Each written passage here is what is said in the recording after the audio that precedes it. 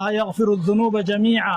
الله ወንጀሎችን ሁሉ ይምራል ምህረት የሚከብደው ጌታ አይደለም انه هو الغفور الرحيم እርሱ ምህረተ ሰፊ አዛኝ የሆነ ጌታ ነው وانيبوا الى ربكم እናንተ ደግሞ ወደ ጌታችሁ ተመለሱ وانيبوا الى ربكم واسلموا له ለሱም እጅ ስጡ وانيبوا الى ربكم واسلموا له من قبل ان ياتيكم العذاب ثم لا تنصرون ቅጣት ሳይመጣባችሁና ማትረዱ ከመሆናችሁ በፊት واتبعوا احسن ما انزل اليكم من ربكم ከጌታችሁ በኩል ወደ እናንተ የወረደውን እጅግ ያማረና የተዋበ መንገድ ተከተሉ من قبل ان ياتيكم العذاب بغتة ድንገት ቅጣት ሳይመጣባችሁ በፊት وانتم لا تشعرون እናንተ ደግሞ ማትረዱ ማታውቁ ሆናችሁ ይላል ይሄ እንግዲህ አላህ Subhanahu Wa Ta'ala ለባሪያዎቹ የዝነት በሩን እጅግ በሰፊው የከፈተ መሆኑን ምህረተ ሰፊ አዛኝ መሆኑን ነው ያስታወሰን ያለው ለምህረቱ መዘጋጀትና ወደሱ መመለስ ለሱ ታዛዥ መሆን ሞት ሳይቀድመን በፊት ከሞት በኋላ ለሚኖረው ህይወታችን መዘጋጀት አስፈላጊ እንደሆነ ነው የሚነግረን አላህ ምንከተለው መንገድን መስመሩን ቀይሶ ደንግጎ ነብይ ልኮ ኪታብ አውርዶ እንዳስተማረንና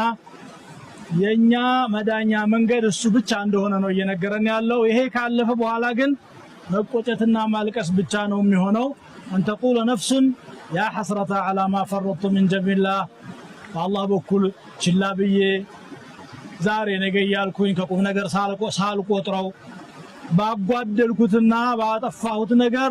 ወይኔ ቁጭቴ ብላ ከማልቀሷ በፊት ይላል የዚያን ጊዜው ለቅሶ ጥቅም የሚያስገኝ ለቅሶ አይደለም እድል ተሰጥቶት አላህ Subhanahu Wa Ta'ala ሰማይን ዘርግቶ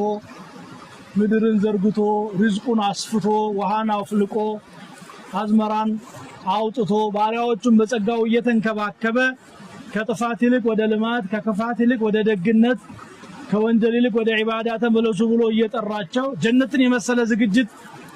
አዘጋጅቶ እየጠበቃቸው አያሻንም ብለው በራሳቸው ፍላጎት በነፍስያ ትእዛዝ በሸይጣን መሪነት ከተጓዙ በኋላ ቢያለቅሱ ማን በደለ ሊሉ ነው አላህ Subhanahu Wa Ta'ala ማንንም አይበድልም ሁሉንም እድል አመቻችቷል ለሁሉም ነው ግብዣውን ያደረገው ባልሆነ ነገር ውስጥ ገብተን በሽርኩ በማዕሲያው በኃጢአት በተለያየ ነገር ውስጥ ተዘፍቀን የምንዋልል ሰዎች